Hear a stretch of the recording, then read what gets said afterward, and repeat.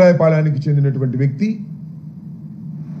అలాగే మరొకరు సత్యనపల్లిలో సృహ తప్పి గుండెపోటుతో మరణించడం జరిగింది. ఈ చీలి సింగయ్య మాత్రం యాక్సిడెంట్ జరిగి మరణించాడనేది ఆ రోజునే సూపరింటెండెంట్ ఆఫ్ పోలీస్ చాలా క్లియర్గా ఒక స్టేట్మెంట్ ఇచ్చారు. అదేంటంటే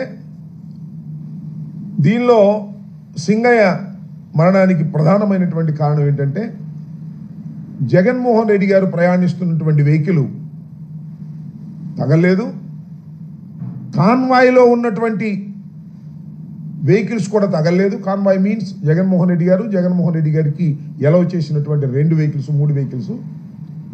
కాన్వాయ్ని అనుసరిస్తున్నటువంటి ముందు వెహికల్ నెంబర్ కూడా చెప్పారు. ఆయన తగిలి పడిపోయాడు అనే విషయాన్ని ఆయన చెప్పడం జరిగింది.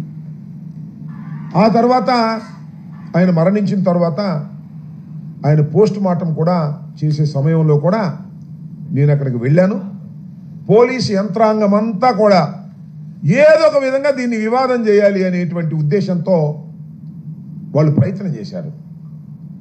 ఏంటంటే కిరణ్ కుమార్ వెళ్ళి వాళ్ళని పట్టుకొచ్చాడని, ఒక 30-40 మందిని తీసుకొచ్చే ప్రయత్నం చేశాడని రాయించి దాని మీద సింగయ్య మృతుడి యొక్క భార్యను సంతకం పెట్టమని కూడా పోలీసులు ఒత్తిడి చేశారు. అప్పుడు కిరణ్ కుమార్, అక్కడ మా ఇన్ఛార్జ్ కిరణ్ కుమార్, అదేవిధంగా కోటేశ్వరరావు జడ్పీటీసీ వాళ్ళు అడ్డం తిరిగి వీళ్ళు చెప్పింది మీరు రాసుకోండి అని చెప్తే అప్పుడు గత్యంతరం లేని పరిస్థితుల్లో వీళ్ళు చెప్పింది రాసుకున్నారు తప్ప లేకపోతే ప్రీ ప్లాన్డ్గా రాసుకొచ్చారు. ఎందుకని రాసుకొచ్చారంటే పైనుంచి మాకు ఆదేశాలు ఉన్నాయని చెప్పారు.